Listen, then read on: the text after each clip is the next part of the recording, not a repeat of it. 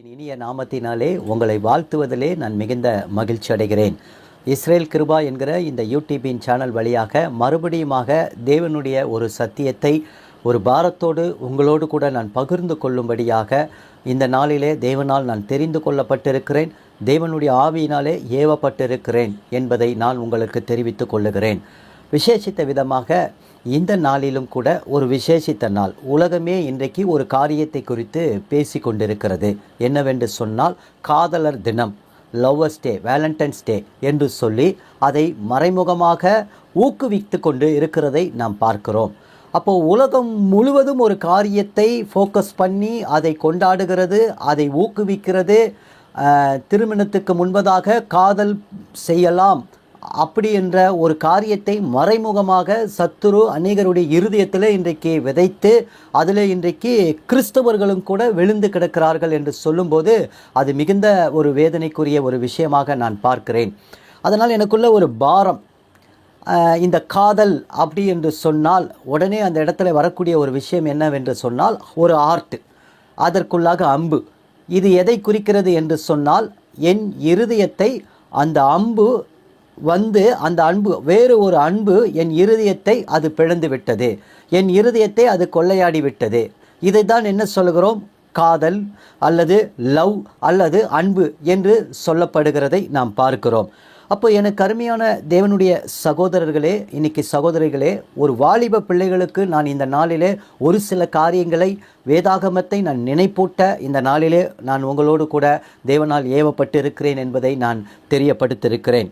இப்போ இன்றைக்கி வாலிபர்களிடத்தில் நான் வாலிபர் கூடுகைகள் நடத்தும் போது எனக்கு கிடைக்கக்கூடிய ஒரு ஆலோசனை நேரத்தில் அவர்கள் எழுதி கொடுக்கிற அநேக காரியங்கள் உண்டு. அவர்கள் கேட்கிற ஒரு 3 கேள்விகளை இன்றைக்கு உங்களுக்கு முன்பாக நான் வைக்கிறேன். அந்த வாலிபர்கள் என்ன சொல்லுகிறார்கள் என்று சொன்னால், இது வாலிப சகோதரராகட்டும் வாலிப சகோதரிகளாகட்டும் இவர்களுடைய நினைவுக்குத்தான் இதை கொடுக்கிறேன். அவர்கள் என்ன சொல்லுகிறார்கள் என்றால், நான் இப்பொழுது பேசுகிறது இயேசு கிறிஸ்துவின் இரத்தத்தினால கழுவப்பட்டு ரட்சிக்கப்பட்ட உண்மையான ஒரு வாலிபனை, ஒரு உண்மையான வாலிப சகோதரியை குறித்து நான் பேசி கொண்டிருக்கிறேன். புறம்பே இருக்கிறவர்களை குறித்து நான் பேசவில்லை. புறம்பே அதை காதல், லவ், வேலண்டைன் டே என்று கொண்டாடி கொண்டு இருக்கிறது. ஆனால் திருச்சபைக்குள் இருக்கிற வாலிப பிள்ளைகள் அதை குறித்து பார்க்கும்போது அவர்கள் 3 கேள்விகளை எழுப்புகிறார்கள். என்ன எழுப்புகிறார்கள் என்றால், முதல் கேள்வி, என் வாழ்க்கை துணையை நானே ஏன் செலக்ட் பண்ணக்கூடாது? முதல் கேள்வி, அவர்கள் கேட்கக்கூடிய கேள்வி அதுதான். ஏன்? அதில் என்ன தவறு இருக்கிறது? அதில் என்ன பாதகம் இருக்கிறது? நான் மெச்சூர்டாக இருக்கிறேன், அதனால் நான் தெரிந்து கொள்வேன் என்ற ஒரு கேள்வியை கேட்கிறார்கள். 2வது ஒரு கேள்வியை அவர்கள் வைக்கிறார்கள், என் வாழ்க்கை துணையை நான் என் வாழ்க்கை துணையை ஒரு அவ்விசுவாசியோடு நான் ஏன் செலக்ட் பண்ணி நான் சேர்த்து கொள்ளக்கூடாது? ஏன் நேசிக்கக்கூடாது? நான் ரட்சிக்கப்பட்டவள், நான் ஒரு அவ்விசுவாசியை நான் நேசிக்கும் போது அவர்கள் அந்த ஆத்துமாவை நான் ஆதாயப்படுத்தி விடுவேனே என்று சொல்லி அவர்கள் அப்படிப்பட்ட ஒரு கேள்வியை எழுப்புகிறதை பார்க்கிறோம். அப்படிப்பட்ட சிந்தை அவர்களுக்குள் காணப்படுகிறது. நான் கிறிஸ்துவை விட்டு விலகிவிட மாட்டேன், அதனால் நான் திருமணமாகின பிறகு நான் ஒருவேளை அவர்களை ரட்சிப்புக்குள்ள வழி நடத்தி விடுவேன் என்று சொல்லி. ஒருவேளை இதை ஆண்களுக்கு வேணால் இது சாதகமாக இருக்கலாம். ஒருவேளை பெண் பிள்ளைகளுக்கு, ஒரு ரட்சிக்கப்படாத ஒரு ஆண்மகனை நீங்கள் எப்படி போய் நீங்கள் உங்கள் ஆண்டவருக்குள்ளாக ரட்சிக்கப்பட கொண்டு வர முடியும்? இப்படி ஒரு கேள்வி அவருக்கு உங்களுக்குள்ளே இருக்கிறது.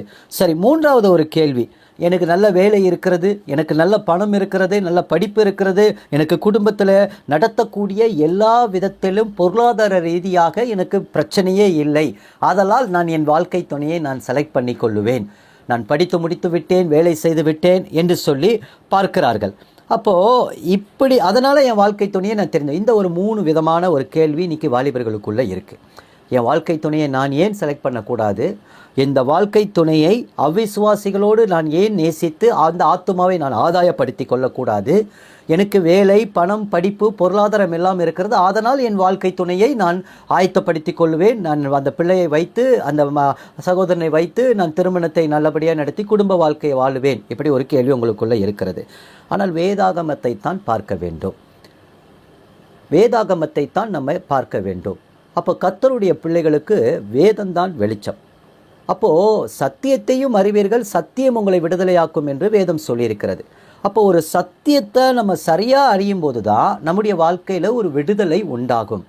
அதை தான் யோவான் 8:32 நம்ம வாசிக்கிறோம்.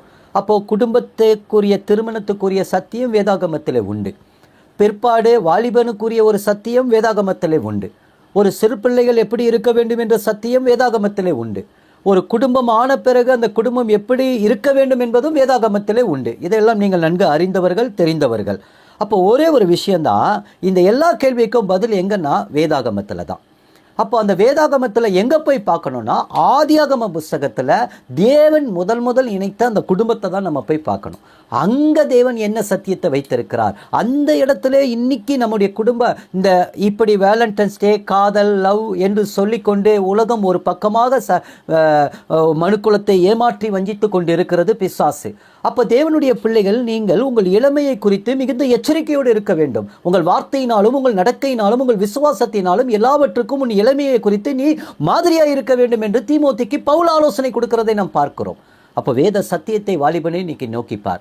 ஒரு சிறிய சத்தியத்தை நான் உங்களோடு கூட இந்த நாளிலே கற்றுக் கொடுக்கிறேன். உங்களுக்குள் நான் சொன்ன இந்த 3 கேள்விகள் இருக்குமானால் நிச்சயமாகவே இந்த வார்த்தையானது உங்களுக்கு ஒரு ஆசீர்வாதத்தையும் உங்கள் மனமாற்றத்தையும் கொண்டு வரும் என்று சொல்லி நான் பார்க்கிறேன். முதலாவது பாருங்க, ஆதியாகமம் 2ஆம் அதிகாரத்தில் 7ஆம் வசனத்தில் நீங்கள் வாசித்து பார்க்கும்போது, தேவனாகிய கர்த்தர் மனுஷனை பூமியின் மண்ணினாலே உருவாக்கி ஜீவ சுவாசத்தை அவன் நாசிலே ஊதினார், அவன் மனுஷன் ஜீவ ஆத்துமாவான் மாறினான். அப்போ முதலாவது ஆதாமை தேவன் உருவாக்கி ஒரு ஏதேன் என்கிற தோட்டத்தை வைத்து அதில் அவன் வாழக்கூடிய எல்லாவித தகுதிகளையும் உண்டாக்கி விட்டு பிற்பாடு தான் ஆதாமை உருவாக்கி, அந்த உருவாக்கின ஆதாமை தான் உருவாக்கின இந்த ஏதேன் தோட்டத்தில் கொண்டு வந்து வைத்து அவருக்கு ஒரு கட்டளையை கொடுத்து அங்கு ஆசீர்வதிக்கிறதை நாம் அறிந்திருக்கிற ஒரு காரியம்தான். இதில் பாருங்க, இப்போ 18வது வசனத்தை நீங்கள் நல்லா வாசிச்சு பாருங்க, மறுபடியும் வாசிச்சு பாருங்க, கூர்ந்து வாசித்து பாருங்க, மிகுந்த கவனத்தோடு வாசித்து பாருங்க. இப்படி எல்லா தேவைகளையும் உண்டாக்கி ஆதாம் என்கிற ஒரு மனுஷனை உண்டாக்கி அதை தம்முடைய சாயலில் உண்டாக்கி இதை ஆண்டு கொள்ளு ஆசீர்வதித்துன்னு ஆசீர்வாதத்தை கொடுத்த பிறகு தேவன் ஆதாம் அப்படியே விட்டுல பாருங்க. அங்க என்ன சொல்றார் பாருங்க, பின்பு தேவனாகிய கர்த்தர் மனுஷன் தனிமையாய் இருப்பது நல்லதல்ல. Wonderful word. தேவன் உங்கள் வாலிபத்தை பார்க்கிறார். தேவன் உங்கள் வாலிபத்தில் இருக்கிற பிரச்சனைகளை பார்க்கிறார். தேவன் உங்கள் வாலிபத்தில் நீங்கள் பரிசுத்தத்தை இழந்தக்கூடாது என்பதில் அவர் மிகுந்த கவனமுள்ளவராய் இருக்கிறார். ஆதாமுக்கு தேவனுடைய வார்த்தை கொடுக்கப்பட்டது. ஆம், எனக்கு அருமையானவர்களே, அதற்காகத்தான் அங்கு சொல்கிறார், அவன் தனிமையாக இருப்பது நல்லதல்ல, ஏற்ற துணை அவனுக்கு உண்டாக்குவேன் என்றார். எத்தனை அருமையான ஒரு தேவன் பாருங்கள். உங்களை உண்டாக்கினவர், என்னை உண்டாக்கினவர். இன்னைக்கு வாலிப நாட்களில் உங்களுடைய காரியம் இதுதான். தேவன் நீங்கள் தனிமையாக இருப்பது நல்லது அல்ல என்பதிலே அவர் கவனமுள்ளவராக இருக்கிறார். உன்னுடைய வாலிப நாட்களிலே காணப்படக்கூடிய சில உடல் ரீதியான வரக்கூடிய மாற்றங்களை அவர் காணாதவர் அல்ல, அவர் பார்த்து கொண்டிருக்கிறார். அவர் உங்களுக்காக ஒரு ஏற்ற துணையை அவர் உண்டாக்க வேண்டும் என்று நம்மேல் அவர் மிகுந்த கவனமுள்ளவராய் இருக்கிறார். ஓ வாலிப தம்பியே, வாலிப சகோதரனே, நீ கவனமாய் கேட்டுக்கொண்டிருக்கிறாயா? இன்னைக்கு உன் வாழ்க்கையில தேவன் கவனமாய் இருக்கிறார். நீ தனிமையாய் இருப்பது நல்லது அல்ல என்பது அவருக்கு நன்றாக தெரியும். அதனால தான் ஒரு ஏற்ற துணையை உண்டாக்குவோம் என்று அவர் உனக்காக அங்கே பரிதபித்து கொண்டிருக்கிறார். அப்போ பாருங்க, அந்த இடத்துல 20வது வசனத்தை பாருங்க. மறுபடியுமாக ஆதாம் இடத்துல மிருகத்தெல்லாம் கொண்டு வராரு, எல்லாம் செய்கிறாரு, வேற டியூட்டி போகுது. அங்கே ஆதாம் என்ன செய்கிறாரு, என்ன பேர் இடுறாரோ அதுதான் மிருகங்களுக்கு பேராகுது. இப்படி ஒரு டியூட்டி போகும்போது 20வது வசனத்தில் மறுபடியும் தேவன் பாருங்க, ஆதாமுக்கோ ஏற்ற துணை இன்னும் காணப்படவில்லை என்று எழுதியிருக்கிறது. அப்போ பாருங்க, மறுபடியும் ஆண்டவர் அந்த இடத்துல வரும்போது 21வது வசனத்தில் ஆதாமுக்கு ஒரு நித்திரையை கொடுத்து ஒரு விழா எலும்பை எடுக்கிறாரு. அதில் ஏவாள் என்கிற ஒரு மனுஷிய சிருஷ்டிக்கிறதை நாம் பார்க்கிறோம். இந்த விழா எலும்பு என்ன தெரியுமா? விழானா என்ன தெரியுமா? நம்ம இன்னைக்கு நிறைய பேர் நினச்சிக்கிட்டு இருக்கோம், ஆதாமுக்கு விழா எடுத்ததுனால இன்னைக்கு வரைக்கும் ஒரு விழா எலும்பு குறைவாக இருக்குதுன்னு. அப்படிலாம் இல்லைங்க, அப்படிலாம் இல்லை. விழா என்று சொல்லுகிறது அது ஒரு கான்செப்டாக சொல்லப்பட்டு இருக்கிறது. அப்போது விழா எலும்பு என்று சொல்லும்போது அதோடைய மூல பாஷையில் அது அர்த்தம் என்னவென்று சொன்னால் வளைந்து கொடுக்கக்கூடிய தன்மை உடையது. அதான் ஏற்ற துணை. உன்னுடைய வாழ்க்கையில் ஒரு ஏற்ற துணியை தேவன் வைத்திருக்கிறார். அது உன்னுடைய விழா எலும்பாக இருக்கிறது. அது உனக்கு வளைந்து கொடுக்கக்கூடிய தன்மையாக இருக்கிறது. அந்த வளைவுக்குள்ளாக நீ ஆசீர்வதிக்கப்பட வேண்டும் என்பது தான் தேவன் விரும்புகிறார். அப்போ பாருங்க, ஒரு தனிமையாக இருப்பது நல்லதல்ல என்று தேவன் கரிசனை உள்ளவராக இருக்கிறார். ஏற்ற துணையை உண்டாக்க வேண்டும் என்பதில் கரிசனை உள்ளவராய் இருக்கிறார். இன்னும் ஆதாமுக்கு இன்னும் ஒரு துணை உண்டாக்கப்படவில்லை என்பதில் கரிசனையாய் இருந்து நித்திரையை தந்து ஒரு விழா எலும்பை எடுத்து அதை மனுஷியாக்கி அங்கு அந்த ஆதாமுக்கு ஏற்ற துணையை உண்டாக்குகிறார். நான் இன்னைக்கு ஒரு கேள்வியை உங்கள் இடத்துல நான் கேட்குறேன். ஆதாம் உண்டாக்கப்பட்ட உடனே முதல் யாரை பார்த்தார்? வாலிபனே, இது உனக்கு செய்தி. ஏவாள் விழா எலும்பிலிருந்து எடுக்கப்பட்ட பிறகு, விழா எலும்பிலிருந்து அவள் உருவாக்கப்பட்ட பிறகு அவள் யாரை முதல் பார்த்தாள்? ஆதாம் முதல் பார்த்தது யார்? தேவனை. ஏவாள் முதல் பார்த்தது யார்? தேவனை. ஏனென்றால் வேதம் தெளிவாக சொல்லுகிறது, அவளை மனுஷனிடத்திலே கொண்டு வந்தார். ஹல்லேலூயா. இந்த வாலிப நாட்களில் உனக்குள்ள பல கேள்விகள் இருக்கலாம். இந்த கேள்விக்கெல்லாம் ஒரே பதில் இதுதான்: நீ தனிமையாக இருப்பது நல்லதல்ல என்பதை ஆண்டவர் அறிந்திருக்கிறார். உன் வாலிபத்தை குறித்து அவர் மிகவும் கரிசனை உள்ளவராய் இருக்கிறார். ஏனென்றால் வாலிபத்திலே நீ இடறி விழக்கூடாது. அதற்கு ஒரு ஏற்ற துணையை நான் உண்டாக்குவேன். உன்னுடைய பரிசுத்த வாழ்க்கையில ஒரு குறைச்சல் உண்டாகிவிடக்கூடாது என்பதற்காக உனக்காக ஒரு ஏற்ற துணையை, உனக்காக ஒரு விழா எலும்பை அவர் ஆயத்த பண்ணி வைத்திருக்கிறார். அதை ஏற்ற காலத்திலே உன்னுடைய வாழ்க்கையில தேவன் கொண்டு வருவார். இன்றைக்கு ஆதாம் தேவனை பார்த்து கொண்டிருந்தான். ஏவாள் உருவாக்கப்பட்டோனே தேவனை பார்த்து கொண்டிருக்கிறார். பிரசங்கி 12:1 நான் உங்களுக்கு மத்தியிலே வாசிக்கிறேன், கேளுங்கள். பாருங்கள், நீ உன் வாலிப பிரயாத்திலே உன் சிருஷ்டிகரை நினை. அன்பு சகோதரனே, உன் வாழ்க்கையில நீ சிருஷ்டிகரை நினைக்க வேண்டும். உன் வாலிப நாட்களிலே நீ யாரை சார்ந்திருக்க வேண்டும் என்றால் சிருஷ்டிகரை. அன்பு சகோதரியே, நீ யாரை சார்ந்திருக்க வேண்டும் என்று சொன்னால் உன் சிருஷ்டிகரை, உன்னை உண்டாக்கினவரை, உன்னை உருவாக்கினவரை, உன்னை ஆசீர்வதிக்கப் போகிறவரை, உன்மேல் கரிசனையாய் இருக்கிறவரை. அவர் உனக்கு ஒரு ஏற்ற துணையை கொடுக்க அவர் வல்லவராய் இருக்கிறார். அதனால் அந்த துணையை நான் செலக்ட் பண்ண முடியாது. தேவன்தான் ஏவாளை ஆதாமுக்கு முன்பாக கொண்டு வந்து நிறுத்தினார் என்று வேதம் நமக்கு சத்தியம் பாராட்டுகிறதை பார்க்கிறோம். அப்போ பாருங்க, இந்த இடத்துல வாலிப பிரயாத்தில் உன் சிருஷ்டிகரை நினை என்று சொன்ன பிறகு ஒரு வார்த்தை வருது பாருங்க: தீங்கு நாட்கள் வராததற்கு முன்னும், எனக்கு பிரியமானவைகள் அல்ல என்று நீ சொல்லும் வருஷங்கள் சேராததற்கு முன்னும். ஏன் இந்த காரியம்? அப்போ தேவ சித்தத்துக்கு விரோதமாய் என்னுடைய வாழ்க்கையில், இன்றைக்கு உங்களுடைய வாழ்க்கையில் நீங்கள் துணையை நீங்களே செலக்ட் பண்ணுவீர்களானால் நிச்சயமாய் ஒரு நாள் அது தீங்காக மாறும். அது நீங்கள் விரும்பாத ஒரு வாழ்க்கையிலே உங்களை கொண்டு போய் சேர்க்கும். இதனால தான் இந்த வாலிப நாட்களில் உன் சிருஷ்டிகரை நினை. அப்போ பாருங்க, ஏவாள் தேவனை பார்த்தாள். ஆம், எனக்கு அருமையானவர்களே, ஆதாம் தேவனை பார்த்தாள். இந்த வாலிப நாட்களில் உன் சிருஷ்டிகரை நினை.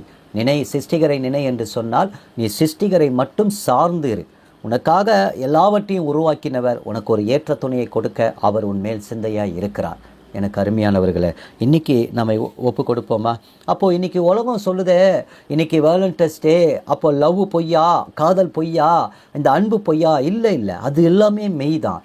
வேதம் காதலை எதிர்க்கிறதும் இல்லை, வேதம் அன்புக்கு புறம்பானதும் இல்லை, லவ்வுக்கு புறம்பானது. வேதம்தான் லவ். ஒரு லவ் புஸ்தகம் எது அப்படின்னு சொன்னால் நான் சொல்லுவேன், கர்த்தருடைய வார்த்தையை கொடுத்திருக்கிற இந்த வேத புத்தகம் ஒரு அருமையான அன்பின் புத்தகம். எத்தனை பேர் இதை விசுவாசிக்கிறீங்க பாருங்க.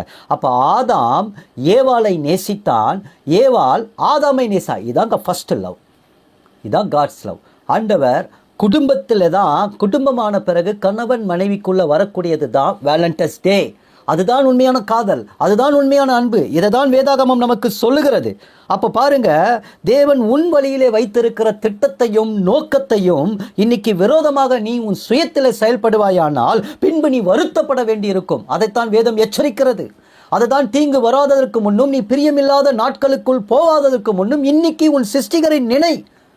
இன்னைக்கு உன் சிருஷ்டிகரை நினை. நீ அழகா இருக்க, கருப்பா இருக்க, அசிங்கமா இருக்க, படிப்பு இல்லை, இதெல்லாம் நத்திங். இதெல்லாம் டோன்ட் வரி. உன் தேவன் உன்னை உருவாக்கினார். அவர் உனக்கு ஏற்ற துணையை கொடுப்பார். நீ தனிமையாக இருப்பது நல்லதல்ல என்பதில் அவர் கரிசனை உள்ளவராய் இருக்கிறார். ஆம், ஆதாமுக்கு நித்திரையை கொடுத்து ஏவாளை விழா எலும்பாக கொண்டு வந்து ஆசீர்வதித்த ஆண்டவர் உன் வாழ்க்கையில் ஆசீர்வதிக்க இன்னைக்கு விரும்புகிறார். அப்போது உன் வாழ்க்கையில் இன்னைக்கு என்ன செய்யணும் அப்படின்னு சொன்னால், யோசேப்பு தேவனை மையப்படுத்தினான். அவனுடைய வாலிப நாட்களில் தேவனை மையமாக வைத்ததினால தான் அந்த போத்திபால் மனைவியினிடத்திலிருந்து அவன் விலகி ஓடி அவன் தன்னை பாதுகாத்து கொண்டான். இன்னைக்கு உன்னுடைய வாழ்க்கையில் அப்படிப்பட்ட சோதனைகள் வருமானாலும், அப்படிப்பட்ட தீமை உன்னை நெருங்குமானாலும், இன்னைக்கு நீ உன் சிருஷ்டிகரை நினைப்பாயானால் கர்த்தர் உன்னை அதை எதிர்க்க பலன் கொடுப்பார். உனக்கென்று வைத்திருக்கிற ஒரு நல்ல வாழ்க்கையை கொடுத்து அதில் ஒரு தெய்வ சுத்தத்தை வைத்து அவர் தம்முடைய விருப்பத்தையும் செய்கையும் உன்னில் உண்டாக்கி உன்னை சுடரொளி பிரகாசமாக அவர் வெளிச்சமாக வைக்க அவர் விரும்புகிறார் என்பதை நீ அறிந்து கொள். ஒருவேளை தானியேலை போல இருதயத்தில் ஒரு தீர்மானம் எடு. இன்னைக்கு வாலிபனே, வாலிப சகோதரியே, இன்னைக்கு ஒரு தீர்மானம் எடு.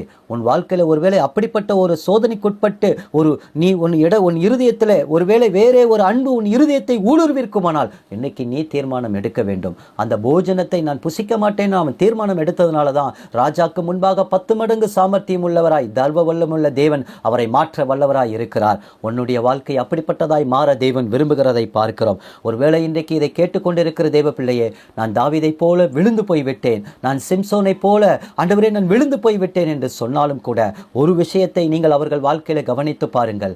சிம்சோன் சொன்னான், ஒரு விசை மாத்திரம் இறங்கும் கர்த்தாவே என்று மறுபடியும் தேவனை நோக்கி அவன் பார்க்க ஆரம்பித்தான். தாவீது விழுந்து போனாலும் கூட அவன் நாத்தான்வேல் வந்து ஆண்டவர் அவனுக்கு எச்சரிப்பை கொடுக்கும்போது கூட அவனுக்குள் ஒரு காரியம் தெரிந்தது. ஆண்டவரே, உள்ளத்தில் உண்மை இருக்க விரும்புகிறீர், அக்கரணத்தில் எனக்கு ஞானத்தை தெரியப்படுத்தினீர் என்று சொல்லி அவருடைய கிருபை நம்மை மன்னிக்கும், அவருடைய கிருபை நம்மளை ஏற்றுக்கொள்ளும், அவருடைய கிருபை நம்மளை ஒரு நாளும் புறம்பே தள்ளாது. இந்த நேரத்தில் நீ விழுந்து போயிருக்கிறாயா? ஒருவேளை நீ அவிசுவாசியோடு பிணைக்கப்பட்டு இருக்கிறாயா? ஒருவேளை நீ சுயமாய் உன் வாழ்க்கையை தெரிந்து கொண்டிருக்கிறாயா? ஒருவேளை எனக்கு எல்லா பண வசதிகள் இருக்கிறது, அதனால் என் வாழ்க்கையை நான் தான் தீர்மானித்துக் கொள்வேன் என்று நீ நினைத்துக் கொண்டிருக்கிறாயா? இன்றைக்கு உன்னை சிந்தித்துப்பார், உன் வழியை நோக்கிப்பார். கர்த்தர் இன்றைக்கு உன்னோடு பேசிக் கொண்டிருக்கிறார். அவருடைய கிருபைக்குள் உன்னை ஒப்புக்கொடு. ஆண்டவரே, என்னை மன்னியும் என்று சொல். என்னுடைய சிந்தனை தவறாய் மாறிவிட்டது, நீர் எனக்கு நியமித்திருக்கிற திட்டத்துக்கு விரோதமாய் நான் செயல்பட்டு விட்டேன் என்று உன்னை ஒப்புக்கொடு. நிச்சயமாய் இன்றைக்கு ஆண்டவர் அவர் தெய்வீக திட்டத்தை உனக்கு தருவார். அவர் உன்னை குறித்து வைத்திருக்கிற அந்த பரிபூர்ண திட்டத்திற்கு இன்னைக்கு இடம் கொடு. பரலோகத்திற்கு விரோதமாக நீ செயல்படுவாயானால் ஆண்டவருடைய ஒரு தெய்வீக திட்டத்துக்கு நீ விரோதமாய் காணப்படுவாய். வேண்டாம் சகோதரனே, சகோதரியை, இன்றைக்கு வேண்டாம். உன் இருதயத்தில் இருக்கிற அந்த அழுக்கை இன்னைக்கு ஆண்டவரே, நான் இருதயத்தை எனக்கு ஆண்டவருக்கு நான் ஒப்பு கொடுக்கிறேன் என்று சொல். வேதம் சொல்கிறது 2 கொரிந்தியர் 6:1, இன்றைய ரட்சணத்தினால் தாமதிக்காதே, நீயும் சேர்ந்து இந்த வேலண்டைன்ஸ் டே என்று சொல்லி கொண்டாடி கொண்டு உன் ஆத்மாவை நீ ஏன் சேதப்படுத்தி கொண்டு இருக்க வேண்டும்? உனக்கு தேவன் ஏற்ற துணையை தருவார், ஏற்ற காலத்தில் ஏற்ற வாழ்க்கையை தருவார். நீ விரும்புகிறதுக்கும் வேண்டிக் கொள்வதற்கும் மேலான ஒரு வாழ்க்கையை அவர் வைத்திருக்கிறார். எனக்கு அருமையான வாலிபனே, வாலிப சகோதரனே, இன்றைக்கு நீ அதை ஒப்புக்கொடு. ஆண்டவர் உன்னை உயர்த்தி ஆசீர்வதிக்க விரும்புகிறார். நீ ஆண்டவரை சார்ந்து கொள்வாயா? நீ ஆண்டவரை நம்பி இருப்பாயா? உன்னுடைய வாழ்க்கையில் இன்றைக்கு நீ ஒப்பு கொடுப்பாயா? எனக்கு தெரிந்த எத்தனையோ குடும்பங்கள், எத்தனையோ பேர் உண்டு, தன்னுடைய வாலிப நாட்களில் இருதயத்தில் வேறு ஒரு சிந்தையை வைத்துக்கொண்டு பெற்றோர்கள் ஒரு காரியத்தை வைத்து இந்த பிள்ளையை நீ திருமணப்படுத்திக் கொள் என்று சொல்லும்போது வேண்டாம் என்று நிராகரித்தார்கள். வேண்டாம் என்று நிராகரித்த எத்தனையோ பேர் உண்டு. ஆனால் இன்றைக்கு அவர்கள் வாழ்க்கை எப்படிப்பட்டதாக இருக்கு தெரியுமா? கசப்பாய் மாறிவிட்டது. 45 வயதிலே கணவனை இழந்து விட்டார்கள். பிள்ளைகள் தனியாய் காணப்படுகிறார்கள். கண்ணீர், வாழ்க்கை முழுவதும் கண்ணீர், இன்னைக்கு வரைக்கும் கண்ணீர் வடித்துக் கொண்டிருக்கிறார். ஏன் தெரியுமா? அன்றைக்கு பெற்றோர்கள் நியமித்து ஒரு நல்ல ஒரு ஆவிக்குரிய ஒரு குடும்பத்தை கொண்டு வந்து நிறுத்தின போது தன் இருதயத்திலே வேறே ஒரு தேவனுக்கு சித்தமில்லாத வேறே ஒரு இருதயத்தை அவர்கள் வைத்திருந்தபடினாலே அவர்கள் வாழ்க்கை கசப்பாகிவிட்டது. இன்றைக்கு சில குடும்பங்கள் டைவர்ஸ் ஆகிவிட்டது. எனக்கு அருமையானவரே, வாலிபனே, உன் வாழ்க்கை அப்படி மாற வேண்டுமா? வாரக்கூடவே கூடாது. தேவன் அதை விரும்பவே இல்லை. வாலிப சகோதரியே, நீ இன்னைக்கு உன் இறுதிய கடினத்தை உடைத்து ஆண்டவருக்கு உன்னை ஒப்புக்கொடு. நிச்சயமாய் இந்த வாலிப நாட்களில் உன் சிருஷ்டிகரை நினை. நீ தனிமையாக இருப்பது நல்லதல்ல என்பது அவருக்கு தெரியும். அவருக்கு நன்றாக தெரியும். அவர் உண்மையில் கரிசனையாக இருக்கிறார். ஐயோ, என் பிள்ளை குடும்ப வாழ்க்கையை வாழணும், என் குடும்பமாக என் பிள்ளைகள் ஆசீர்வதிக்கப்படணும் என்பதை தேவன் விரும்புகிறார். இன்னைக்கு நீ ரட்சிக்கப்பட்ட வாலிபனா, நீ ரட்சிக்கப்பட்ட சகோதரியா, ஒருவேளை இப்படிப்பட்ட சோதனைக்கு நீ உட்பட்டப்பட்டிருக்கிறாயா? இன்றைக்கு அவருடைய கிருபையினால் நிரப்பப்பட தேவன் உதவி செய்வார். இன்றைய ரட்சணத்தின் நாள். இன்னைக்கு உன்னை ஒப்பு கொடுப்பாயா? உன் இருதயத்தை திறந்த ஆண்டவரே, என்னை மன்னியும், நான் உம்முடைய சித்தத்துக்கு விரோதமாய் செய்து விட்டேன். ஆதாம் தேவனை நோக்கி பார்த்தான், ஏவாள் தேவனை நோக்கி பார்த்தாள். நானும் அப்படியே பார்ப்பேன் ஆண்டவரே, நீர் எனக்கு காட்டுகிற துணை எனக்கு காட்டும் என்று சொல்லி நீ அதிகாலை எழுந்து இன்னைக்கு ஆண்டவர் முன்னாடி ஜெபிப்பாயா?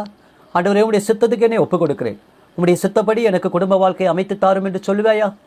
என் மன விருப்பம் அல்ல ஆண்டவரே, என்னுடைய சுய சித்தம் இல்லை ஆண்டவரே, உம்முடைய பரிபூர்ண விருப்பம் என் வாழ்க்கையில நிறைவேறட்டும் ஆண்டவரே என்று இன்னைக்கு ஒப்பு கொடுப்பாயா?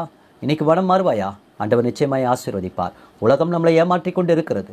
உலகம், பிசாசு உலகத்தை வஞ்சித்து கொண்டிருக்கிறான். நீ ஏமாந்து போகாதே. தேவனுடைய பிள்ளைகளே, நீ பிசாசுடைய தந்திரங்களை நாம் அறியாதவர்கள் அல்ல என்று வேதம் சொல்லுகிறது. நீ வேதத்தின் பக்கமாய் திரும்பு, ஆதியாகமத்தை நோக்கிப்பார். ஆதாம் ஏவாள் குடும்ப வாழ்க்கை அமைத்து கொடுத்தவர் தேவன். வாழ்க்கை அமைத்து கொடுக்க அவரால் முடியாதா? உன்னை விலையேற பெற்ற அன்பு எது தெரியுமா? இந்த உலகத்திலே யோவான் 3:16. அவர் தம்முடைய ஒரே பேரான குமாரனை நமக்காக தந்தரளி இவ்வளவாய் சிலுவையிலே அன்பு கூர்ந்தார். அவரை விசுவாசிக்கிறவர்கள் ஒருவரும் கெட்டு போகாமல் நித்திய ஜீவனை அடையும்படி இவ்வளவாய் தந்தரளினாள் என்று எழுதியிருக்கிறது. இந்த அன்பை நீ உதாசீனப்படுத்துவாயா? இந்த அன்பை நீ வேதனைப்படுத்தி கொண்டிருக்கிறாயா? உலகம் இந்த அன்பை காணவில்லையே. யார் இந்த உலகத்திற்கு இந்த அன்பை சொல்லுவது? வாலிபனே, அந்த அன்பை உணரு. இயேசு தேவன் தம்முடைய குமாரனை கொடுத்திருக்கிறார். இந்த அன்பிலும் மெய்யான அன்பு வேறு எதுவும் இல்லை. அந்த அன்பை அவர் நமக்காக கொடுத்திருக்கிறார். உன்னையும் என்னையும் இயேசுவின் இரத்தத்தினால தெரிந்தெடுத்திருக்கிறார். அந்த அன்பை உணரு. அந்த அன்புக்குள் வா. உன் வாழ்க்கை செழிக்கும், உன் வாழ்க்கை பூரிக்கும். உன் வாழ்நாள் முழுவதும் நீ சந்தோஷமும் மகிழ்ச்சியும் காணும்படி செய்வார். நித்திய மகிழ்ச்சி உன் தலைமேல் இருக்கும். நீ ஆசீர்வதிக்கப்பட்ட மகளாய் இருப்பாய். நீ ஆசீர்வதிக்கப்பட்ட மகனாய் காணப்படுவாய். தேவ ஆசீர்வாதம் உன் சிரசின் மேல் தங்கும். இன்றைக்கே நீ ஒப்புக் கொடுப்பாயா? இன்றைக்கே நீ ஒப்புக் கொடுப்பாயா? ஆம், நித்திய ஜீவனுக்குரிய ஆசீர்வாதத்தை ஆண்டவர் உனக்கு தருவார். ஆம், எனக்கு அருமையானவர்களே, உலகம் நம்மை ஏமாற்றுகிறது. பிசாசு வஞ்சித்து கொண்டிருக்கிறான். இந்த வேலண்டை கொண்டு வேதாகமம் சொல்லாத ஒரு காரியம். வேதாகமம் அன்பை சொல்லுகிறது. அந்த அன்பு இயேசுவின் அன்பை சொல்லுகிறது. தேவ அன்பு உங்கள் இருதயத்தை நிரப்பட்டும். உங்கள் வாழ்க்கையின் எண்ணங்களை ஆண்டவர்கிட்ட சொல்லுங்கள். நிச்சயமாய் ஆண்டவர் உங்களை ஆசீர்வதிப்பாராக. ஆம், இந்த வாலிப நாட்களில் சிருஷ்டிகரை நினைப்போம். நினையுங்கள். தேவன் உங்கள் வாழ்க்கையில் வைத்திருக்கிற அந்த தெய்வீக சித்தத்துக்கு இடம் கொடுங்கள். இயேசு வரப்போகிறார், சீக்கிரமாய் வரப்போகிறார். அதற்கு முன்பாக நீ ஆண்டவருக்கு உன்னை அர்ப்பணி. அநேகரை நீ ஆயத்தப்படுத்துகிற குடும்பமாக தேவன் உன்னை ஆசீர்வதிக்க விரும்புகிறார். கண்களை மூடுவோமா? ஒரு சிறிய அர்ப்பணிப்போடு ஜெபிப்போமா?